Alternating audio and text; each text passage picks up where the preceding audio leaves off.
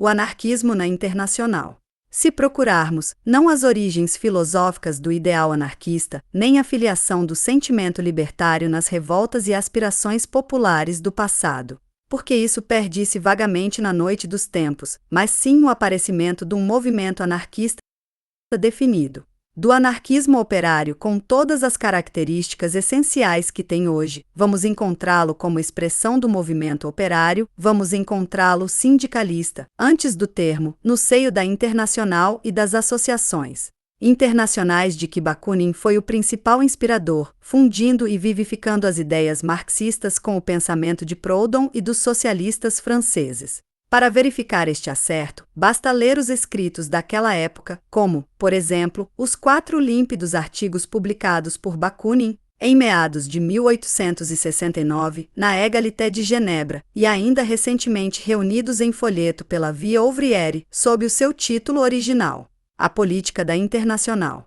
Ou então a brochura de James Guillaume Ideias sobre a Organização Social, há pouco reeditada em italiano pelo nosso campo revolucionário. O movimento anarquista formou-se, pois, no seio das associações operárias, em países com tradições revolucionárias e suficiente experiência democrática. Entretanto, a Internacional era composta de sindicatos operários, sociedades de resistência e de centros de estudos sociais ou grupos de ideias. Hoje concebe-se mais claramente, embora não inteiramente de novo, a diferenciação necessária entre os órgãos e funções do movimento operário e os de partido político-social, entre os de luta de classe e os de propaganda e ação revolucionárias.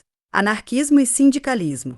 Após a desastrosa Guerra Franco-Prussiana, o esmagamento da Comuna de Paris, com a relativa hecatombe de revolucionários, e a dissolução da Internacional, veio um período de reação burguesa e de abatimento proletário. As sociedades operárias encolheram-se, abandonando-se aos pequenos expedientes daquela espécie de reformismo que poderíamos chamar, apesar da aparente contradição dos termos, conservador. Do seu lado, os anarquistas insularam-se, enfraquecidos pela repressão e desanimados ante a enormidade da tarefa, ante o espírito dominante nas corporações. O anarquismo, apartado do movimento operário, entrou de definhar, de se consumir num criticismo estéril e impotente, de se dividir em pequenas capelas, por vezes ridículas, com infiltrações de individualismo burguês ou de misticismo, divagações metafísicas e torneios intelectuais de diletantes e de snobs. A tradição anarquista da Internacional pareceu por vezes quebrada, sobretudo em França. A despeito dos esforços de muitos militantes infatigáveis para chamar os anarquistas à consciência da sua missão e para os reconduzir ao terreno fecundo onde tomara corpo a nossa ideia. Lição severa para o futuro, pois as regressões, aparentes ou reais, do movimento operário tendem a desanimar muitos elementos revolucionários, que fazem acentuar ou perdurar com a sua retirada o recuo iniciado. Por fim, tornou a encher-se a maré revolucionária. Os sindicatos, desiludidos do reformismo chato e do democratismo, adquiriam em França novo espírito e os anarquistas, reanimados, lançavam-se de novo no movimento operário, atrás de pioneiros, entre os quais é preciso citar Pelloutier. O anarquismo levava o seu espírito, teoricamente enriquecido, convém dizê-lo, pois nem só inconvenientes lhe trouxera o insulamento, e recuperava em troca o seu caráter popular, de movimento prático de emancipação coletiva. Eis reatada a tradição da Internacional, com os enriquecimentos da prática e da teoria e com as modificações dos novos tempos. Eis revivificado o anarquismo operário, às vezes sob o nome de sindicalismo revolucionário, que é para muitos um simples eufemismo. Há certamente várias espécies ou concessões de sindicalismo, como as há de anarquismo, e a cada passo, para saber se um sindicalista é na verdade dos nossos, precisamos, não só de observar a sua ação cotidiana e de indagar o modo como entende a luta operária, mas também de o interrogar sobre a sua maneira de conceber a reorganização social. Mas se verificarmos que procede como nós e pretende o mesmo que nós, não nos prendamos demasiadamente com os nomes preferidos, não provoquemos azedumes, desconfianças e divisões por causa de palavras. Para o anarquista, os termos anarquismo e sindicalismo podem ser igualmente queridos, o primeiro para indicar o seu ideal de sociedade sem Estado, não, claro está, sem organização e sem influências interpessoais, de sociedade sem privilégio político e econômico. O segundo para designar a necessidade da organização para a luta de classe, para a expropriação dos capitalistas e para a reorganização da sociedade, para exprimir ainda a suprema necessidade da associação voluntária. O sindicalista considera o sindicato profissional como agrupamento de combate hoje e como grupo produtor na sociedade futura. Mas como concebe ele o funcionamento desse grupo? Se o pretende único e fechado, proprietário exclusivo dos meios de produção, o seu ideal é um neocorporativismo medieval que produzirá uma nova forma de servidão. A mesma coisa, se ele entrevê uma comissão central a superintender na produção e uma burocracia sindical permanente, o seu fito é um Estado social-democrático, com uma nova divisão em classes. Para ser anarquista, deve querer o grupo profissional livre e aberto e não pode admitir a propriedade individual ou corporativa, nem uma nova classe burocrática. O seu ideal será a livre cooperação, determinada pelas necessidades a que todos voluntariamente se submetem, e o direito de cada um ao uso gratuito dos meios de produzir. O método de organização é a questão política essencial. A ideia do sindicato ou sociedade de resistência constituindo o elo entre a sociedade presente e a futura, continuando amanhã em proveito de todos a produção hoje guiada pelo interesse de uma classe, e a concessão de uma sociedade como uma federação econômica, como a livre federação dos grupos produtores, são velhas no anarquismo da Internacional e no seu continuador. Evidentemente, o sindicato atual não será transplantado para a sociedade comunista livre tal qual está. Hoje mesmo modifica-se continuamente, na sua natureza profissional e no seu método de organização, sob a ação dos progressos técnicos e das ideias libertárias. Imagine-se, pois, a diferença, quando a produção, em vez de governada por uma classe em seu proveito, for diretamente administrada pelos produtores em benefício de todos, quando forem suprimidos os parasitismos e serviços inúteis ou nocivos, quando a técnica, posta ao serviço de todos e dispondo das forças de toda a sociedade, tomar um voo prodigioso. Hoje, o sindicato é sobretudo uma associação para a luta. Impossível é, pois, prever exatamente o modo de agrupamento na sociedade livre de iguais. Provavelmente, será múltiplo o grupo profissional para a produção essencial, alimentação, vestuário, alojamento, etc. O grupo de afinidades para a satisfação das necessidades intelectuais, estéticas e morais, a livre comuna para os interesses locais. E as múltiplas federações livres, locais, regionais, mundiais, de sindicatos, de grupos por afinidades e de comunas. Em todo caso, cremos que nenhum anarquista comunista deixará de concordar com Malatesta, quando este afirma a grande utilidade dos sindicatos no período de transição e especialmente durante a tormenta insurrecional. Pode-se de um golpe derrubar e destruir o governo, podem-se expropriar os detentores da riqueza, mas não se pode de um dia para o outro reorganizar sobre bases completamente novas a produção e a troca. Entretanto, a vida econômica nas suas funções fundamentais não admite interrupção. É preciso comer todos os dias, depois é preciso prover ao abastecimento das cidades, ao fabrico do pão, etc. E a satisfação destas necessidades, sem a qual a insurreição seria logo sufocada pela reação do povo faminto, pode ser enormemente facilitada pelos sindicatos já organizados e prontos a continuar em vantagem de toda a população o trabalho que eles já executavam contra dos capitalistas. O automatismo sindical. Vimos que, sob a designação de sindicalismo revolucionário, achamos as mais das vezes um anarquista. Contudo, é frequente usarem de preferência aquela qualificação os que, embora com as mesmas aspirações finais que nós, confiam inteiramente nas virtudes intrínsecas do sindicato. Este, para eles, conduz automaticamente, fatalmente, à revolução social e a uma sociedade de produtores livres e iguais, mesmo independentemente da ação e propaganda de uma minoria consciente. Afinal, a diferença mede-se apenas em graus, pois não há anarquista que negue ao sindicato operário, agrupamento homogêneo de assalariados, a sua predisposição revolucionária, assim como não há sindicalista que dê crédito completo a essa nova forma de fatalismo econômico, verdadeiro pendant e complemento do outro fatalismo marxista, conformando com ele a sua ação ou inação. A história do movimento operário em todos os países mostra-nos degenerações, recuos, longos estacionamentos, A luta de classe substituída pela colaboração com a burguesia, pela luta entre as corporações operárias, pelo reformismo estatal e patronal. No Congresso Anarquista de Amsterdão e noutras partes, Malatesta combateu essa concepção simplista da luta de classe, segundo a qual esta luta surge automaticamente, desde que se agrupam assalariados para a defesa dos seus interesses imediatos, econômicos e profissionais.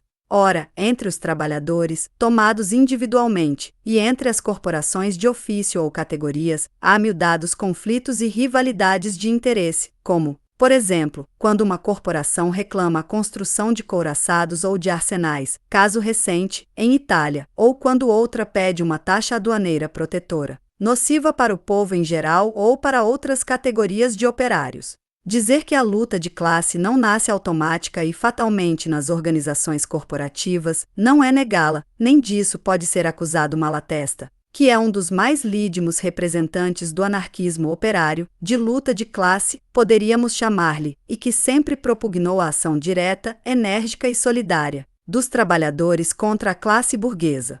É, pelo contrário, defini-la e defendê-la contra as falsificações dos corporativistas, que nela incluem atos de luta intercorporativa e de colaboração com a classe patronal. A luta de classe é a luta pelos interesses gerais do proletariado ou pelos interesses corporativos que não contrariam aqueles e, para ser revolucionária, deve visar a abolição das classes.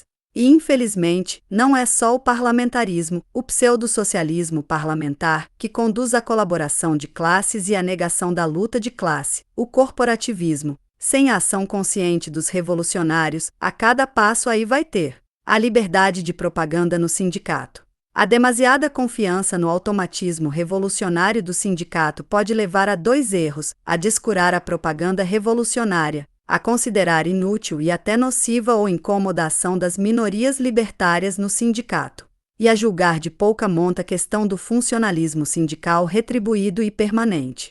A nosso ver, para que a organização operária de resistência se eleve, pela ação, pela experiência, pela discussão, à concessão superior de um interesse geral de classe, que possa abranger o de toda a humanidade pela integração de toda ela na classe única dos produtores úteis, possuidores em comum de todos os meios de produzir. A minoria consciente que atua no seu seio como fermento revolucionário deve evitar dois escolhos. O primeiro é a subordinação da organização operária a um partido ou a adoção oficial de uma doutrina, por mais revolucionária que seja. O segundo é, com o pretexto de independência, suprimir dentro do sindicato o franco e leal embate dos métodos e ideais, agindo no terreno e com os meios que o sindicato oferece.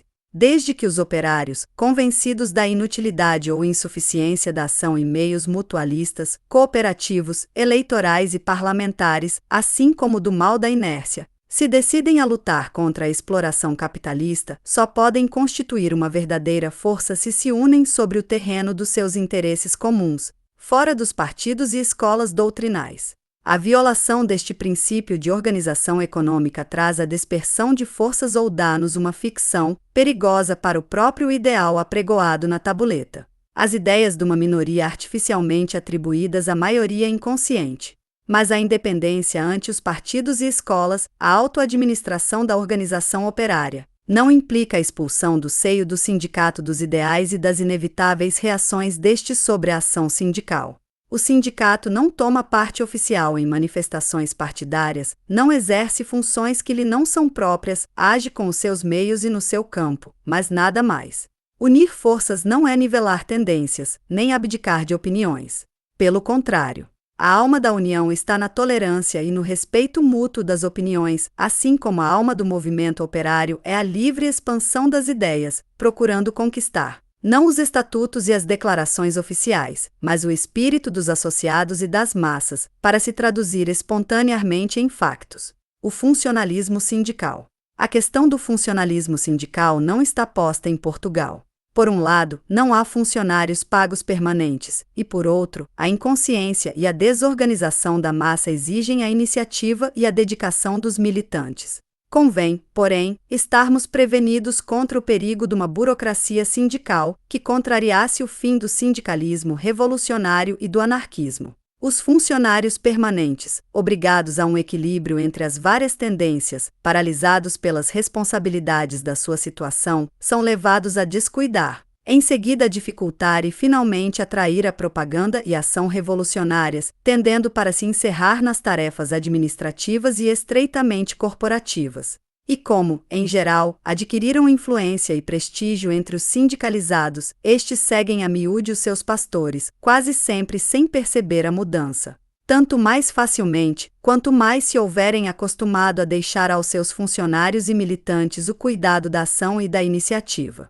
O funcionalismo sindical pode ainda constituir uma ameaça numa remodelação social, tendendo a ficar como nova burocracia, estranha à produção, num novo Estado. Sobretudo os anarquistas devem, salvo circunstâncias especiais, necessidades impreteríveis e irremediáveis de outro modo, conservar-se simples sindicalizados entre os sindicalizados para suscitar energias, despertar consciências, impelir os indivíduos à ação direta e à gerência direta do trabalho. Atitude dos anarquistas no sindicato. Primeiro que tudo, uma questão que diremos pessoal, o anarquista deve principiar por se fazer estimar e escutar. Questão de temperamento, de feitio, dir-se-á, mas nós, que somos propagandistas, que queremos determinar vontades pela doutrinação e pelo exemplo, comecemos por educar a nossa.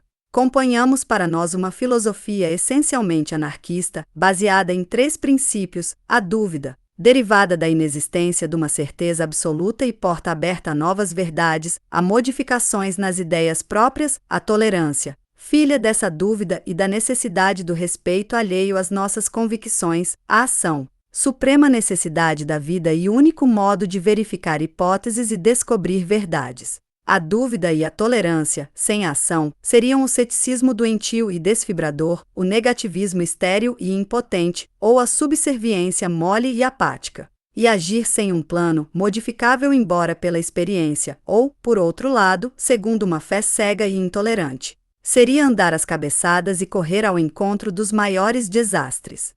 Não sejamos zaragateiros inconsultos, nem críticos rabugentos e enervadores. Livremo-nos sobretudo de criticar apenas sem dar o exemplo da iniciativa e da ação.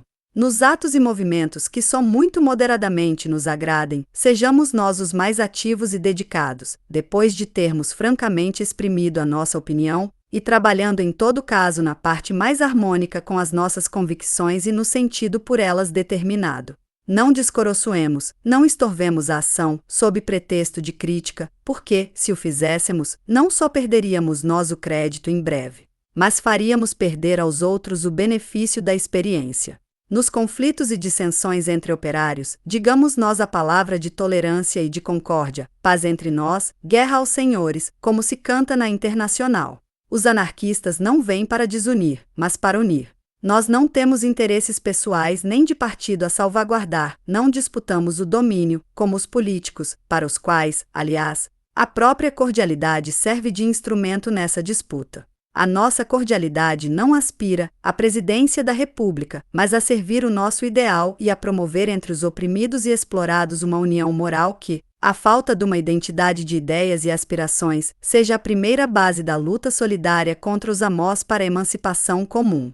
E desejando nós que os grupos produtores do futuro sejam tolerantes, livres e abertos, mais uma razão para desde já prepararmos esse estado de espírito nos sindicatos. Primeiros núcleos da sociedade nova. A propaganda anarquista nos sindicatos. Os operários anarquistas reclamam o direito à livre expansão das suas ideias nos sindicatos, tanto mais que essas ideias são precisamente, antes de tudo, a independência da organização operária ante os partidos, a sua abstenção nas lutas políticas partidárias, o emprego exclusivo dos meios de ação direta próprios do sindicato e comuns a todos os assalariados. Os anarquistas querem que a luta operária seja diretamente conduzida pelos próprios interessados, assim como pretendem que a reorganização social seja obra direta dos trabalhadores. Em matéria de organização, reclamam a maior simplificação administrativa, a maior elasticidade, a mais perfeita realização possível dos princípios de autonomia e livre federação. Quanto ao fito da atividade sindical, embora os preocupe sobretudo a necessidade de uma revolução social, bem como a urgência de dar ao maior número possível a consciência dessa necessidade, Os anarquistas não desconhecem o inevitável e o indispensável dos melhoramentos e conquistas parciais. Fazem, porém, uma seleção, orientados pelos interesses gerais do proletariado, considerado como classe em vias de emancipação, e pelo bem de uma humanidade livre e sem classes. Os anarquistas apoiam o que poderíamos chamar reformas de economia operária, referentes ao trabalho e à oficina, girando no âmbito dos interesses diretos dos trabalhadores e sujeitas à sua contínua fiscalização e ação diretas, garantias únicas de realização. Também favorecem a ação direta e a pressão exterior sobre os poderes públicos, quando se trata dos interesses diretos, morais ou materiais, do povo trabalhador.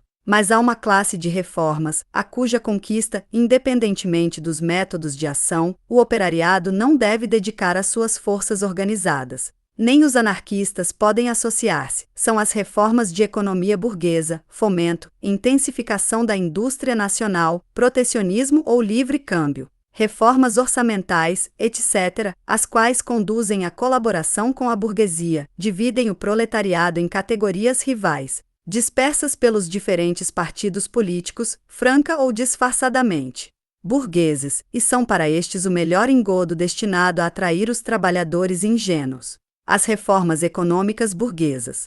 Em todos os países, mesmo nos mais industriais, quando os operários reclamam melhorias, respondem-lhes com o déficit do orçamento ou da produção, ou com a incapacidade das indústrias, ou com a concorrência estrangeira, etc. O que os operários, ou os militantes por eles, devem responder é o seguinte: arranjem-se como puderem. Vocês é que têm a administração, só vocês poderão e deverão tratar do desenvolvimento industrial e da distribuição dos encargos entre iguais, habilitando-se a satisfazer as nossas reclamações inadiáveis. Lá se avenham uns com os outros, nós queremos ter uma existência mais humana e tornar mais livre o trabalho. Já que não administramos diretamente as coisas, já que são vocês os detentores e diretores de tudo, assumam as relativas responsabilidades. E, se não podem, arreiem, abandonem o posto. Quando muito, a laia de argumento, para retrucar ao hipócrita não podemos capitalista. Poderão os operários indicar o que os detentores da riqueza social deveriam fazer em matéria de fomento, aplicação de receitas, desenvolvimento das indústrias, aperfeiçoamentos técnicos, etc. E para expoliar os capitalistas nas medidas e trabalhos de utilidade geral, têm os operários as suas reclamações de salários, horas de trabalho, higiene e melhoramento da oficina, etc.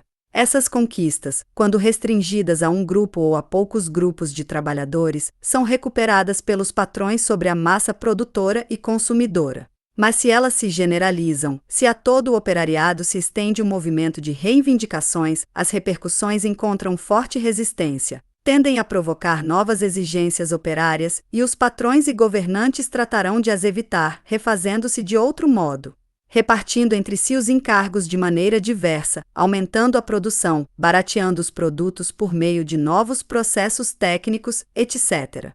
O desenvolvimento industrial de muitos países tem em boa parte essa explicação.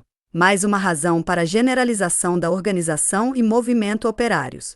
A ação operária, de classe, independente e livre de compromissos e colaborações nefastas, não é só caracterizada pelo método, pela luta direta, mas ainda pela natureza das reivindicações. Saindo dela, o sindicato contradiz a sua missão, desune, em vez de unir. Os anarquistas é que não podem aceitar reformas capitalistas que empurram o operariado para a colaboração com a classe burguesa, para a criação de categorias operárias antagônicas e para a formação de subclasses privilegiadas no seio do proletariado. Chegados ao fim do nosso trabalho, que aliás maiores desenvolvimentos demandaria, condensemo-lo em poucas conclusões. Consideramos o sindicato como agrupamento necessário de luta de classe, para a defesa imediata dos interesses morais e materiais dos trabalhadores, e como primeira célula da sociedade renovada, assegurando a indispensável continuidade da vida social. Vemos no sindicato um terreno admiravelmente predisposto para a sementeira das nossas ideias de emancipação dos oprimidos e abolição das classes, expressão das necessidades populares e consequência lógica do movimento operário, mas achamos imprescindível essa semeadura, a ação de uma minoria revolucionária consciente e ativa dentro da organização sindical. Desejamos sindicatos independentes dos partidos políticos, administrando-se a si próprios, agindo com os seus próprios meios, abertos a todos os trabalhadores de qualquer crença ou opinião, dando a todas as convicções liberdade de expansão e de discussão. Temos como necessária e educativa a ação direta e incessante dos trabalhadores organizados para melhoramento das suas condições, mas reputamos nefastas as reformas que, com qualquer método de ação, criam antagonismos operários e levam à colaboração de classes, ou ao fortalecimento do Estado e ao desenvolvimento da sua burocracia. Camaradas, onde quer nos achemos, não percamos de vista o nosso fim, a expropriação da burguesia e a reorganização da sociedade por obra direta dos produtores úteis. Em vantagem de todos, e o meio supremo para esse fim, a revolução social, revestindo provavelmente a forma de greve geral, imediatamente insurrecional e expropriadora, a abrir o caminho a novas possibilidades, a criar condições para novas formas de vida. Lancemos, pois, desde já, no caminho dessa revolução que se elabora, o ouro puro das nossas ideias e esforços integrais, para obter a melhor liga possível,